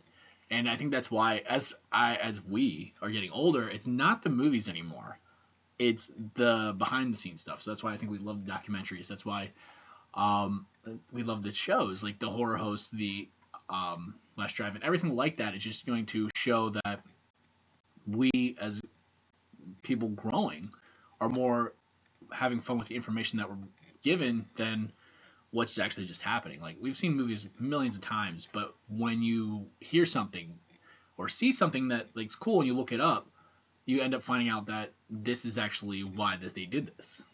I agree. And that's what just influenced me to be a filmmaker more. I mean, I also love the fact that it was the costumes, it was the light, the music plays such a big part in horror films, and then you can take elements of horror and darkness and put them into even kids sort of stuff. You know, like look at Batman '89. It's really comic book geared for kids, and here was this movie that I loved as a kid, and I feel like it's just even better as an adult. Teenage Mutant Ninja Turtles is the same way. And as a kid, I loved, like, oh, how did they make fake blood? Oh, it was corn syrup and red food dye, so I would do that and splash it on my face, and, oh my god, I'm bleeding! Oh, what'd you do? Nothing, you know? I always wanted to learn those little tricks and hidden secrets and do them in my backyard and take my mom's camera, and how did they do this? How did they do that? And I'm making it, you know, here and there, and, oh man, taking toys, you know, that was like the first way I directed, was I would take like my Ninja Turtle toys and just make it look like they were kicking or punching and all sorts of like really cool shit like that. And see, and if I'd like learn a little trick with like fish wire or whatever, I would do that, and it's like, yeah, we could do this, blah blah blah blah, and it got to the point where my mom's like, you can't use my camera. That's awesome, actually. And I just thought when you do anything as a movie, it's kind of the go big or go home. You know, yeah, dramas are fine, but when you can just do an everyday, like, off the street, oh, like, you fuck my wife, you fuck my wife, you fuck my wife, you know, sort of thing, I'm like, it just gets so boring. It's too real, and, like, I watched the movie American Beauty, like you said, about The Revenant. It's like, great movie, but sometimes it also hits a little too close to home with me with, like, the family trouble, and I'm like, I don't need to watch shit like this, but I understand why it's out. I respect why it's out. I don't look at it and go, oh, this piece of shit shouldn't exist. It's not a piece of shit. It tells a story, and it's very well made. And you can learn from the cinematography from that movie, along with the music and the storytelling and the acting. So it fits in its own medium. I think horror is something that we still do need. And look at a movie like Monster Squad, where kids all get together, fight the monsters where the adults can't. That's even more fun. And they took these horrible characters that are villains and made it extremely fun, and made the kids be the ones that defeat them. Oh, there's just so much about horror that it's just a lot of fun. But here's the thing. Here's one movie we didn't even mention. Ghostbusters. That is the one that literally is a horror movie, but the comedy elements in there make it everyone believe it's a comedy. I mean, you seen how frightening that fucking demon dog is? Mm-hmm. I mean, even look at Zool or Gozer. I'm trying to think whatever the hell her name is. Yeah. And like, when Sigourney Weaver gets attacked by the hands on the chair, like, they have all those horror elements. I remember playing with the toys as a kid, like the Ecto-1, and because of the cartoon. Like, so like you said, once again, horror was always in our life, but we never even thought about it because they put comedy over top of it. I mean, we've talked about Ghostbusters alone. We have to talk it on the show, but we're getting there. We were trying to earlier and just fell through scheduling, but yeah, and I thought it was really cool that I know for me personally, I got introduced to Ghostbusters as the cartoon first. Yeah. And I had so much fun watching that. And then when I saw, even though the movie came first, I was introduced to the cartoon first. And there's always something really cool when you get introduced to a cartoon and then they say, we're going to bring it to life. And there's no CGI and things are more practical and they look more real. It's like, I remember one of the biggest things that stood out was Harold Ramis as Egon, because the hair and the glasses really stood out. And I was like, holy shit, you know, that's like, I can definitely tell the cartoon to the real life person in the movie. And then seeing the proton packs and how they worked, it was fucking awesome. Yeah. Well, even Power Rangers, that had like a horror element to it with the monsters that they fought all the time, and it was like, shit. As cheesy as that was, I definitely see that. Dude, even look at Lord Zed. Oh, yeah. And Goldar. Mm-hmm. I mean, Rita might have been scary, but... Originally, she was a witch in the Japanese version, the real, true version of Power Rangers, which is Super Sentai, and she was known as Bandora the Witch. Makes sense. Hence the spells and monsters. Fucking Power Rangers. I know. Beetleborgs. But we are like heavily drawn to that stuff, and I always find it fascinating. I mean, even like especially in the religious realm, and I always found beautiful imagery in things like churches, and I always thought like any sort of scene in a church, like in a movie, you couldn't go wrong with either. Like the end fight in The Crow, the cathedral in Batman. There's just always something about you're in the house of God when something violent is happening and something evil wants to happen to a good person. Yeah. So I even had this idea about, I haven't made it yet, but I still plan on it at some point, and it's actually the Punisher, and he goes into a confession booth. That'd be fun. And somebody outside the booth's waiting for him. And he gets comfortable with dying. Wow. Yeah. Now you piqued my interest. Good. All right. Well, then let's wrap this up. Okay. So, I mentioned earlier before we started, why don't we do our top 5 horror movies? I don't know if I, because this was last minute, I had to give it a lot of thought, but I know definitely the most memorable ones that got me started. And you'll laugh at this. It's actually Bela Lugosi's Dracula that got me started, along with Frankenstein. Friday the 13th Part 8, because that was the one that started my Jason introduction. The Exorcist was a big one. I know I mentioned Dracula and Frankenstein were a twofer. I feel like I gotta lump them together because I can't go without saying Aliens and A Nightmare on Elm Street. That makes sense. Because those were the ones that like I remember as being a young kid that I saw that started it, and just Tales from the Campfire, really. I mean, like, not only was it horror movies, but it was the books from elementary school, like a stupid book like The Pumpkin Smasher. You know, that was a lot of fun, and I remember these books in libraries of just horror stories, and they even had the old Universal Monster books in the elementary library about, that's actually how I found more information from there, and how I saw that guys like Bela Lugosi played Frankenstein's monster and Frankenstein versus the Wolfman. It was like, I remember I checked those books out so many times. Yeah. Like it was either horror kid books or horror movie books in a library. Remember those? Yeah, we still come now. I go every week with my daughter. Yeah, there you go.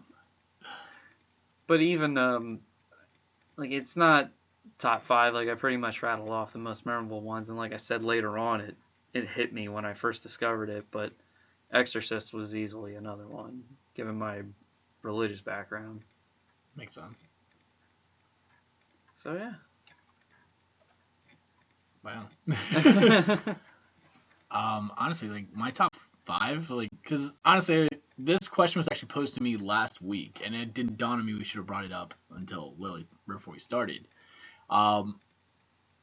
So I had a guy at work ask me about my top 5 favorite movies, and literally I only gave him 3, and it wasn't until later on that I'm like, I thought of the other 2. So like I doing my number 5, I would be actually original Friday the 13th would be number 5 because it's an amazing movie, and it was a totally different thing from the entire series. Very. And like it made such an impact on me later in life because I was like, so this was the original thing, and then we got the hockey mask killer. Actually 4 is gonna be part 7 because that was one of my favorite sequels. No matter what it's gonna be, it could be the cheesiest fucking thing, but it was also the introduction to a lot of the extra prosthetics we got to see. I mean, essentially zombie Jason at that point. And I just drew a blank on my number 3. Oh, my number 3 is actually Creepshow. Oh, wow, that's interesting. That one always stuck with me, even when I originally saw it, because like being a comic book fan and seeing that movie played out like a comic book. So you're getting the panels, you're getting the shots, you're getting the colors. But it was like being a huge Stephen King fan and a George Romero fan, actually see them work together and make a movie out of it, fantastic.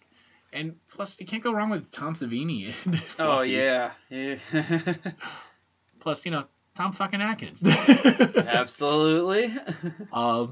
Then my number 2 is going to be Evil Dead because, like I said, that frightened me to the point where I didn't even want to see it again. And that's what stuck with me from that moment on. It wasn't the later on that my love for it. It was literally that moment. It's something that scared the shit out of me that made me love it. Yeah, because that was totally different than the rest of the fucking series. And then my number 1 is actually the original Night of the Living Dead because all the conspiracy theories around what George Romero was writing about was once again being influenced by what was happening currently. So it's kind of one of those things like what was actually he really writing about? Was it actually true? But it's like the movie itself is very basic, but yet it's shot really well because they were all kids at the time. He even admitted that he didn't know what race or color or whatever the main actor was going to be. He wrote it as just a male. didn't write color anything in it. I thought that was amazing. He didn't care, and that's what I enjoyed more about it. And it's like the way he wrote it was just people. That's all you need to do. Yeah, and whoever comes in through the door and gets the part. I've said the exact same thing. You know, I mean, unless you're like very specific about it, like how Todd McFarlane wanted an African American to be Spawn, and Blade, that was another one that was specifically required for that. I mean, but then you got a character like Billy D. Williams who played Harvey Dent, and look how, like, I wanted to see him as Two-Face. Yeah. You know, it didn't matter. So, yeah, no, I agree. But yeah, like those movies are always gonna stick out to me, and I'm always gonna be like, these are probably gonna be it. Like, it may change very slightly, but it's never the number one usually stays. Yeah. Well, like I said, mine, I don't know if I'd say like are my top favorite. I mean, Nightmare on Elm Street's definitely up there because I love the way like that movie was made. It was intelligent. It was smart. It scared me. That makes it more memorable. It's a memorable villain. They had memorable characters in it. Like Nancy Thompson also is a great hero character in that series. But yeah, Friday the 13th Part 8 definitely isn't my favorite. I mean, Part 6 is easily my favorite, but because I was introduced to it that way, that's how a lot of that stuff started. Also, listening to bands like Kiss and Alice Cooper just added on to it more. Yeah. I mean, Alice Cooper, especially with the horror show. Yeah, he is another one. Yeah. I mean, that's one thing that they influence one and the other. Like we've talked about before, how Alice Cooper did cross over several times. Kiss did, I think, once or twice. They were more theatrical than they were horror related. I mean, Gene Simmons was probably the more horror based character, but. What are you talking about, the cat? Come on. Yeah, Ace could be. I mean, science fiction. But, yeah. So. Yeah, that's really cool. I had a lot of fun talking about this. A little stroll down memory lane. Yeah. And it really didn't come out like I expected it to. Like, I just expected straight horror, but when I realized, like, horror is not just one thing, it literally is almost showing the real world as a whole. Yeah. Like, there's a message to it, and like you said about that, 70-30%, there's gonna be, you could have 70% stupid shit in it, but then you could have a 30% message there that makes you go, whoa, wait a minute. It's kind of like that, like, Silent Night, Deadly Night. Like, it's not really the most, like easy to watch movie, but holy fuck, man, is there a message in there about, the kid and stuff, and having his parents murdered, and here he never felt love after that at all. And then, like, one of the most happiest and joyous holidays is what screws him up the most, and it's like, now you're taking something away from him, and he's the victim, and then what does he do? He gets killed in the end, and for what? For the people who claim to be good people, we're like, oh no, he's under our care now, and it's like, you're not doing a good job. And here he got tortured and killed in the process, then. Damn. Yeah. Fuck. Ending on a somber note there. Fuck face. But I mean, that's the message that we're trying to send. Yeah. Is people get the wrong perception of horror. I think horror in the sequels and horror now, depending on what you watch, I mean, a majority of it is still crap. Like you said, that movie about the house underwater is horrible. Alligator is horrible. Like, I know Rashetta absolutely loves the humor in that, but I was like, I just watched it because I know he wouldn't shut the fuck up about it. I mean, I'm very particular when it comes to horror movies. I can just tell by a preview that I'm like, nope. I mean, there were some other cool ones that had like some really cool sci-fi stuff. Like, it was corny, but Species, was another one that I thought it was unique and different with it was also like a tribute to Alien in its own way. There were even parts in the second one in Species 2 that I was like, it's not, there's something here. And the special effects were really cool in that too. I don't think there were enough of them, but it is what it is. Yeah. Oh, yeah, you're watching for the sci-fi element when you were younger. Return of the Living Dead made a parody out of Night of the Living Dead. Yeah. Which was co-written by one of the original writers of Night of the Living Dead. Yeah. Oh, and then look at stuff like The Simpsons. You know, Yeah. Treehouse of Horror, where they take stuff and parody it, and we, even though like we know the jokes after a while, we still watch it because it's just fun and entertaining, and we go, oh, this is the Shining ripoff one, or this is the Nightmare on Elm Street ripoff one. Cool stuff like that. I still watch them now. Like they're still making them, which is funny. Mm-hmm. South Park had a couple good Halloween ones in there. Their very first South Park Halloween special. Yeah, with the mom in the magazine and the zombies. Like Kenny becomes a zombie and he's biting everybody. They turn Cartman into a ghost and he looks like a KKK member. And the chef comes up to the kids and goes, "Hey children, hey chef," and he just looks at Cartman and goes, "Ah," and walks off screen. And then they do the Thriller, because Chef became a zombie. Oh man.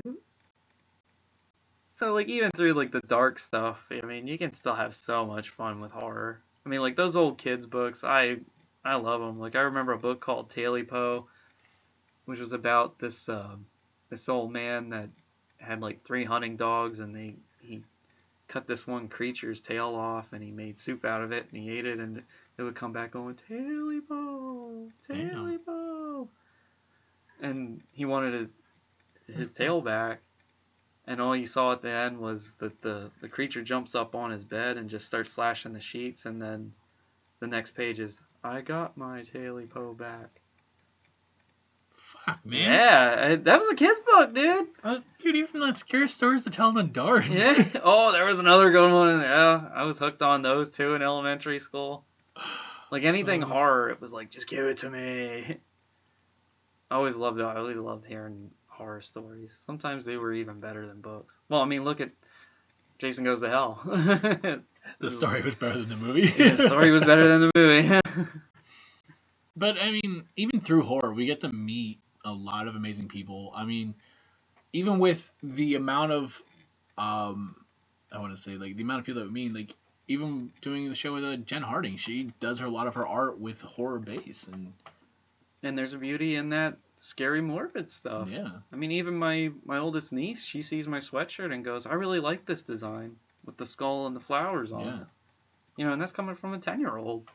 Yeah, it sticks out. Like, there's, like you said, beauty in horror. Mm-hmm. I mean, there's a lot out there.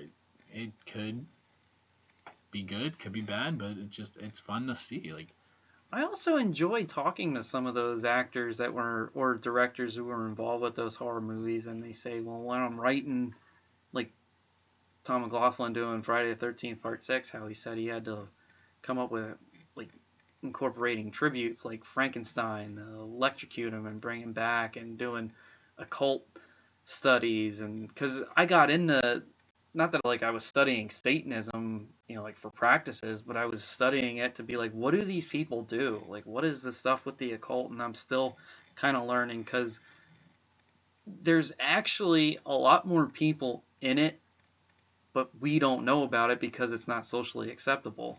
You'd be surprised about the amount of people who are really still into that shit. And a lot of it's sick and disturbing. It's like, I don't know about that. But, and as soon as you say, like, oh, can you believe, like, this person could be, into this stuff? And they're like, what? No. And it's like, yeah, see, would you believe Ted Bundy was a killer? And it's shit like, it's exactly how it goes down.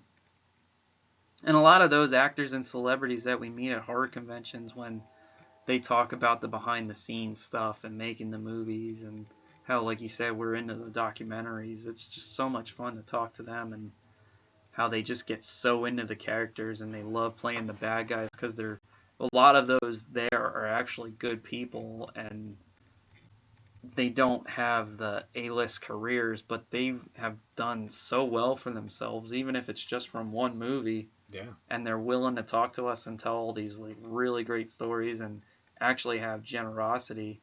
And I think it's because they don't have like the Hollywood studios wiping their ass and saying, well, how big of a trailer do you want for this film or whatever this time around, and then they get lost in their egos and their money and are like, well, they could be an asshole to us easily because now they have their asses wiped and everybody says they're great. So yeah, I was like even listening to was it Casualty Friday, having Kane, Felissa, and Tiffany talk about the horror. Like you said, trailers doesn't make me think of this. And then talking about like some of the situations that they've been in, it's like, yeah, I could see that there's no budget for it. yeah. But it is cool, like you said, the whole behind the scenes, like even wow, Scout Taylor Compton and Daniel Harris doing theirs. You get to hear a lot more stories from them. Felissa, Kane Hodder, and Tiffany Shepis doing theirs. You're getting to hear the stories, and like that's I think what we as fans want to hear. And it's cool. Like we've seen the movies a million fucking times, but it's just like the stories now. Like we're getting to the age where like yes, we can pass it on to my kids, your nieces, and it's cool like seeing them watch these movies for the first time. Like and you're like, oh shit, yeah, this is gonna happen. Or like, what would you have done differently? You know, things like that. Like I remember one of the coolest things, and I saw it in his face. It was Tom McLaughlin, who directed Friday the 13th Part 6, and he talked about originally having Jason's dad in the movie. And I said before they wanted to go a different route, who would you cast as Jason's dad, whether it would be then or now? And I could just see him like, ooh, that's a good question. And I was like, I got you thinking.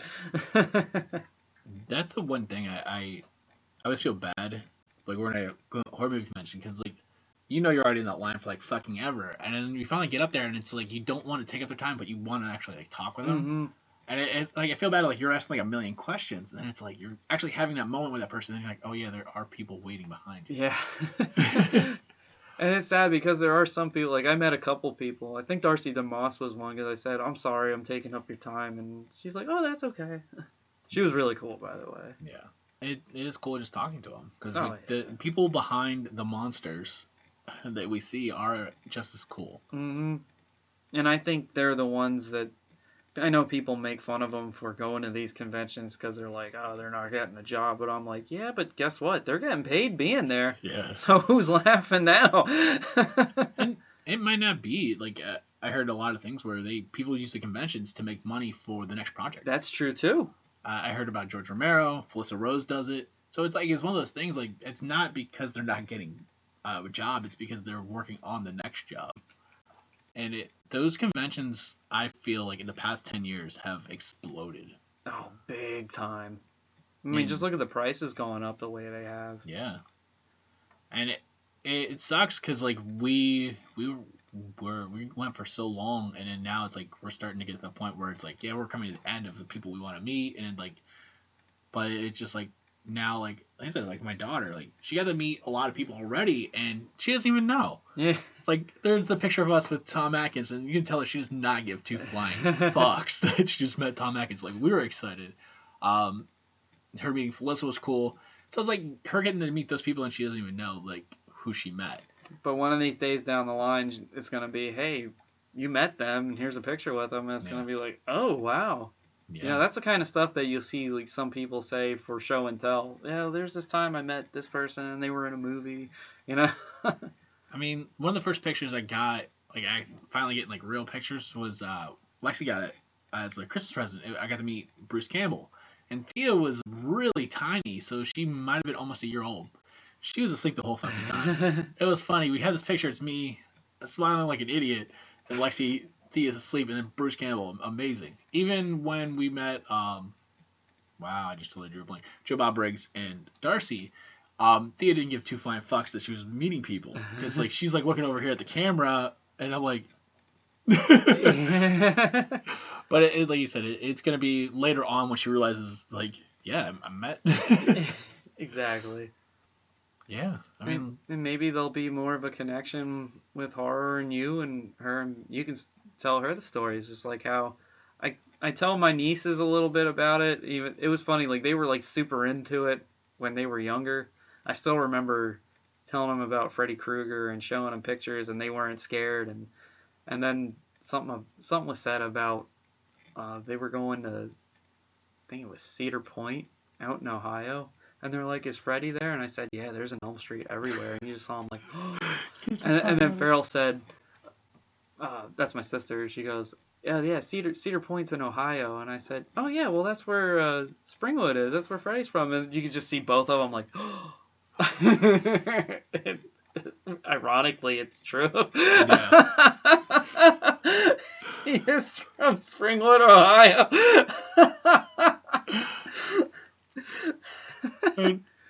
So essentially, we are building the next generation. Yeah. that's I'm trying to build them to the good ones because they're not being exposed to too many good. Although Addison did say that she was excited to tell me that she saw Halloween Kills. I was like, oh wow. Wait, she watched Halloween Kills? She watched Halloween Kills. I mean, come on, dude. I watched Friday the 13th Part 8 as my first Friday movie, so you can't fault the kid. No, that movie was fucking brutal, man. Even I was like, fuck. She's 10. She'll get over it. Yeah. Oh, she was happy about it. She got all excited. I watched Halloween Kills. And my brother-in-law goes, I was going to say she watched WWE SummerSlam, but yeah, she watched Halloween Kills too. Yeah, horror takes over wrestling. Yeah, unless Undertaker's in it. There you go, another horror. Yeah, there was another thing growing up. We had Undertaker. Undertaker, Kane, Sting, Casket matches, buried alive matches. Yeah, too many connections. Yeah, I know. Tim Burton was at the peak too with a lot of his shit. Beetlejuice, yeah. Oh my gosh. But I'm glad. Shit. I'm glad we had this conversation. It's cool. I'm glad that we are influencing the next generation of horror fans. Me too. And it is kind of cool. Like you even said before, like when we talked about movies, where we did Friday the 13th, and people wouldn't even give a fuck about, like, let's say 6 or 7 or 8, and we talked about it like in such a way that they now watched it. Yep. Take for instance Jen Harding. We told her to check out Halloween 3. She still did not like it, but at least she checked it out. Rocky Horror is another one that some people were like, isn't that the one with the transvestite? And I said, but just watch it. Look past it. Yeah. The story's there. It's amazing. Yeah. I mean, that was another thing that, like, very early on, because my sister was involved with dance. I mean, I don't remember how old I was. It could have easily been 1990 for all fuck I remember. But again, it was another one of those, like, I didn't view it as a horror film at the time, but then when it came out every October, I was like, oh, they're using this for, I mean, I knew the word was in the title, horror was in there, but they were playing the music around Halloween. They actually showed like an anniversary one year, and it was almost a thing every October where they showed this anniversary, or they would show them doing the movie and the shadow cast like live. That's pretty cool. And I thought that was really cool. Like, we need more of that. I remember, I think for the 25th anniversary, they did something very similar. Like, VH1 had a Behind the Music where they talked about the things behind the scenes, and Ashton Kutcher had hosted this. It was like actors from different shows or movies. I think Anthony Head was even in part of the segment where they dressed up as the characters came on and sang the songs in sequence of the movie. And it was just like this live concert in a way. It's weird to I think it was just called Rocky Horror 25, but that was a lot of fun. And I feel like a lot of the horror around Halloween's gone away, and I think we need to bring that back. Yeah. I think that's what I expect every year. Is like, we're going to get some good horror movies, and then we don't get anything. Yeah. Or we don't get the cool shit, like how you and I were talking about how we're trying to film this Rocky Horror movie where it is like a tribute to the fans and the product, and that could be something, like I said, where we could play during October or something. And it's fun. It could be fun for everybody. Like, Rocky Horrors could be for everybody if you just get past the fucking homophobia bullshit. Yeah. Yeah. So, I mean, even if you can't, okay, but you can't deny the music. Yeah, music's catchy. murder's kind of crazy. Mm-hmm. I'd actually put Rocky Horror in my top 5 as like a memorable thing for sure.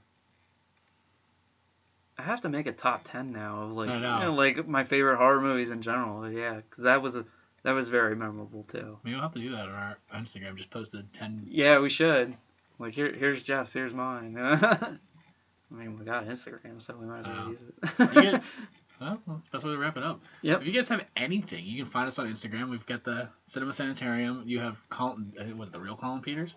Just the Collin Peters. Okay. And then, I was surprised at how many Collin Peters, and they spell my name. That's why I had to put the there. I was like, it's a little pretentious, but yeah, that's me. Yeah, I'm under Jeff. It's either Jeff Manfred 2 or Jeffrey Manfred 2. Jeffrey Manfred 2. It's bad. I fucking make it a game of our own name, but. John's under John Rochetter. You can also find Beyond the Palette. That's his woodcraft shop, which he makes really good stuff. He's made the table where we do the studio work from. Actually, along with other really cool projects. I have a table right by the door that he made. Yeah. It's really good. We have a couple of things.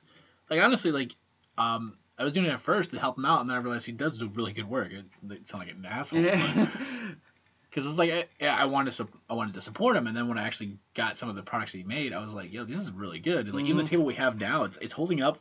My daughter abuses the fuck out of it, and it's holding up. I think the only thing that really didn't come off was gold marker. I know for his bachelor party, he made me a bottle opener. It was like on a wooden plank with a mason jar at the bottom and a bottle opener on top. So you just go up to it, crack the bottle, and it falls down in the mason jar. That's really cool. Our tea light jack-o'-lanterns. Yeah. He made you a Jason hockey mask one. He made me the jack-o'-lantern from Halloween. Oh, that's awesome. It is really cool. Also, we just found out that he does shadow boxes as well. So if anybody needs shadow boxes or projects, well, hell, he doesn't have it for sale, but just look at his Freddy Krueger glove that he actually got signed by Robert Englund. Yeah, that came out really well. It did. And he should be really proud of it. If I was him, I'd put that in the shadow box, actually. With the picture? Yeah, there it is. Oh, my gosh. And our friend Jen Harding. Is it Jen M. Harding art, or is it just Jen Harding art? I will find out. Because honestly, like we said, like I said, we support our friends. We support a lot of local stuff. So, like, Donut Lovers, boom. I go to the Younger Ones Records. Mahoning Drive-In. Yeah, Mahoning Drive-In. Even though they're seasonal. Yeah. But still, if you want to see classic movies and movies on 35 millimeter and everything, yeah, go to Mahoning Drive-In for sure. But, I mean, honestly, I'm posting something every week on Instagram about music. Because I'm, like I said, introducing my daughter to new things. So, Jen Harding is Jen with 2 N's, M, Harding Art. Okay. All one word. And Hot Topic. You can find her stuff at Hot Topic, too, in the Jen M. Harding section. Yeah, I have several of those shirts. Because I got the one that actually has her name and then a couple of the prints. I have the actual original print for one of the shirts. I wear her sweatshirt everywhere. Yeah. That sweatshirt's actually really good. It is really good. And people do say, what's this? And I'm like, look at the name tag. Yeah. I have a sticker on the side of my lunchbox, so. I try to help promote the shit out of her, too. Yeah. Same with John. On that note. So with that being said, we're going to wrap things up for this episode. This is Collin Peters. And Jeff Manfred. Thank you all once again for listening to another episode of Jeff and Collin in the Morning. Until next time, stay safe, stay crazy. Please, somebody help me. Oh, yeah.